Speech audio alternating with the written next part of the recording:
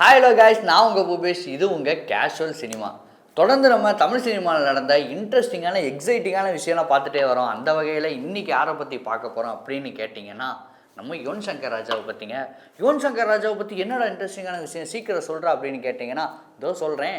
நீ எதை பற்றி பேச போகிற? நம்ம யுவன் சங்கர் ராஜா பாடின பாட்டை பற்றி பேச போறியா, இல்லை அவர் போட்ட மியூசிக்கை பற்றி பேச போறியா அப்படின்னு கேட்டிங்கன்னா, இல்லைங்க, அதுக்கும் முன்னாடி அவர் கெரியருக்குள்ளே எப்படி வந்தார் அப்படிங்கிறது ஒரு இன்ட்ரெஸ்டிங்கான கதைங்க.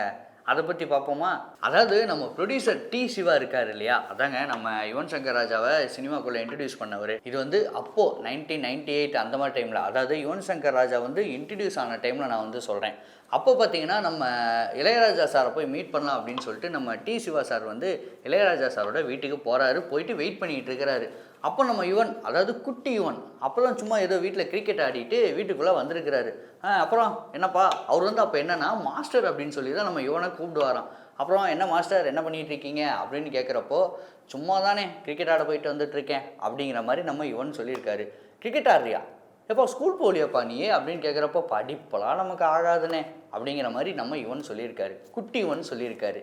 அதுக்கு ஒரு எப்போ அதுக்கு ஏதாவது கொஞ்சம் உருப்படியாக ஏதாவது பண்ணலாம்ல அப்படின்னு சொல்கிறப்போ, நம்ம யுவன் இமீடியட்டாக என்ன திரும்ப ரிப்ளை பண்ணியிருக்காரு, வேணும்னா ஏதாவது ஒரு படம் ஒன்று கொடுங்க, மியூசிக் போட்டு தரேன் அப்படிங்கிற மாதிரி ரிப்ளை பண்ணியிருக்காருங்க.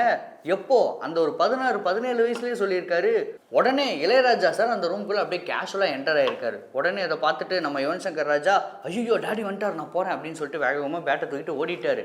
என்னப்பா ஏதோ பேசிகிட்டு இருக்கீங்க நம்ம பையன் கூட அப்படிங்கிற மாதிரி நம்ம இளையராஜா சார் கேட்டதுமே, நம்ம டி சிவா நம்ம ப்ரொடியூசர் என்ன சொல்லியிருக்காரு, தான் நம்ம பையன் வந்து படம் கொடுத்தீங்கன்னா நான் ஒரு பாட்டு போட்டு தரேன் அப்படிங்கிற மாதிரி சொல்லியிருக்காரு சார். பையன் நல்லா விளையாட்டாக பேசுகிறாப்புல அப்படிங்கிறப்போ, நம்ம இளையராஜா சாருக்கு அப்போ தான் ஒரு விஷயம் ஸ்ட்ரைக் ஆகிருக்காரு. ஓ, நம்ம பையன் பாட்டு போடுறதுல கொஞ்சம் இன்ட்ரெஸ்ட்டாக இருக்கானோ, சரி ஒரு சான்ஸ் ஒன்று வாங்கி கொடுப்போமா அப்படிங்கிற மாதிரி யோசிச்சு நம்ம டி சிவா சார்கிட்ட, நம்ம இவன் வந்து பெருசாக இது வரைக்கும் மியூசிக்லாம் போட்டதில்லை, ஆனால் அவன் ஒரு மாதிரி ஆர்வமாக சொல்கிறான் பார்த்தீங்களா, அதுலேயே எனக்கு ஏதோ அவன் நிறையா சாதிச்சிருவானோ அப்படிங்கிற மாதிரி தோணுது. ஸோ அவனுக்கு ஒரு சான்ஸ் கொடுத்து பாறேன் அப்படிங்கிற மாதிரி கேஷுவலாக அவரும் சொல்லிட்டு போயிடுறாரு. நம்ம டி சிவா சார் ப்ரொடியூசர், அதுக்கு என்ன சார் உடனே பண்ணிடுவோம் அப்படின்னு சொல்லிட்டு ஒரு படம் ஒன்று கொடுக்குறாரு. அந்த படம் தான் நம்ம அரவிந்தன் அப்படிங்கிற படம். இந்த மாதிரி சொல்லிவிட்டு இந்த ப்ராசஸ் முடிஞ்சுது, இந்த ஒரு கான்வர்சேஷன் முடிஞ்சுது. அடுத்து ஒரு சில நாட்கள்லேயே நம்ம யுவன் சாரை கூப்பிட்டு என்ன பண்ணுறாங்க அப்படின்னு கேட்டிங்கன்னா, ஒரு ஸ்டுடியோ ஒன்றை ப்ளேஸ் பண்ணி கொடுக்குறாங்க, ரெடி பண்ணி கொடுக்குறாங்க. ஓகேப்பா, நீ இந்த மாதிரி கேட்டில, நான் உனக்கு ஒரு சான்ஸ் தரேன், எனக்கு இந்த மாதிரி நீ உன்னால் என்ன பண்ண முடியுமோ ஒரு பாட்டு ஒன்று போட்டு கூட என்ன பண்ணுறேன்னு பார்க்கலாம் அப்படிங்கிற மாதிரி சான்ஸ் கொடுத்துட்டாங்க. படமும் கொடுத்துட்டாங்க. அதுதான் அந்த அரவிந்தன் படம்.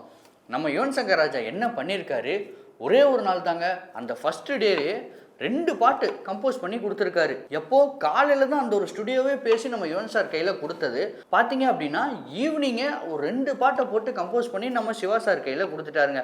கொடுக்குறப்ப என்ன சொல்லி கொடுத்துருக்காரு, சார் இந்த மாதிரி ஒரு 2 பாட்டு தான் போட்டிருக்கேன், அட்ஜஸ்ட் பண்ணிக்கோங்க, எனக்கு டயர்டாக இருக்குது, நான் நாளைக்கு வந்துட்டு பேலன்ஸ்லாம் உங்களுக்கு போட்டு கொடுத்துறேன் அப்படிங்கிற மாதிரி அந்த 16 வயசில் யுவன் சார் சொல்லியிருக்காருங்க. இப்போ இருக்க மியூசிக் டைரக்டர் எல்லாமே இப்போ ஒரு பாட்டு போடுறதுக்கு ஒரு 2 நாள் 3 நாள் இன்னும் அதிகமாகவே கூட டைம் எடுத்துக்கிறாங்க. ஆனால் அப்போது அந்த 16 வயசுலேயே அவர் சினிமாவுக்கு பாட்டு பண்ண முதல் நாள்லேயே 2 பாட்டை கம்போஸ் பண்ணி யுவன் சார் கொடுத்துருக்காருங்க. எவ்வளோ பெரிய விஷயம். இப்படி ஒரு கன்சிஸ்டன்ஸான பர்ஃபார்மன்ஸ் இருக்கிறதுனால தாங்க இப்போ வரைக்கும் அவர் பயங்கரமாக சர்வே பண்ணிகிட்டு இருக்கிறாரு. இப்போ வரைக்கும் ஸ்டாண்டர்டாக நின்று எல்லாத்துக்கூடையும் விளையாடிட்டு இருக்கிறாரு. அப்போது ஆன் த ஸ்பாட்டுங்க நம்ம சிவா சாருக்கு தோணியிருக்கு, ஓகே யுவன் இதுக்கு மேலே பிச்சு பின்னி எடுக்க போகிறாப்புல, பயங்கரமான விஷயம்லாம் நடக்க போகுது, மியூசிக்கில் பயங்கரமான ஒரு புரட்சி பண்ண போகிறாரு நம்ம யுவன் அப்படின்னு ஒரு மாதிரி யோசிக்கிட்டாராம். எக்ஸாக்டாக இப்போது அவர் விளையாடிட்டு இருக்கிறாருங்க நம்ம மியூசிக் ஃபீல்டில்.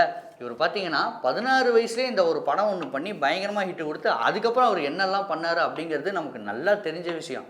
ஆனால் அவரோட ஃபஸ்ட்டு டேவே அவர் 2 பாட்டை கம்போஸ் பண்ணி கொடுத்துருக்காரு அப்படிங்கிறது ரொம்ப இன்ட்ரெஸ்டிங்கான தகவலாக இருக்குதுல்ல.